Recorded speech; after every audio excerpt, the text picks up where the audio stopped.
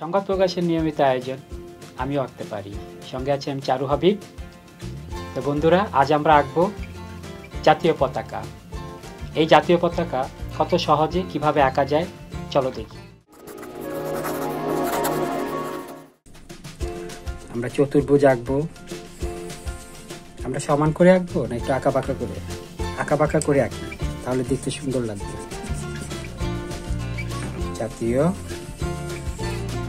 পতাকা থেকে একটা দাগ দিব, এইভাবে দিয়ে এটার সাথে এটা যোগ করে দিব, এটার সাথে এটা দুটা ফিতা দিয়ে দিলাম। এবার এখান থেকে এরকম ঢেউ করে দিব।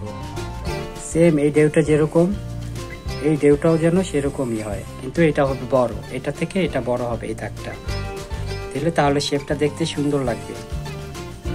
বৃত্ত হয়েছে। পতাকা, পতাকার রং কি জানো?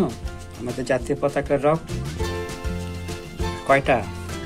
5টা না, আমাদের জাতীয় পতাকার রং 2টা। কি কি? লাল, সবুজ। এখানে লাল আর এখানে সবুজ, এই এটা যেন মনে থাকে, এরকম করে রং করে দিবে। ঠিক আছে, এখানে লাল এইভাবে দিবে আর এখানে সবুজ। লাল বৃত্তে হচ্ছে লাল বৃত্তে, আর গায়ে হচ্ছে সবুজ।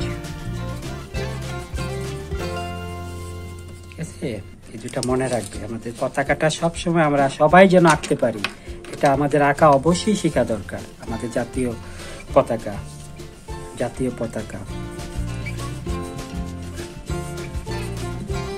আমাদের জাতীয় পতাকাও হয়ে গেল। আজ এ পর্যন্তই, দেখা হবে আগামী পর্বে। খোদা হাফেজ।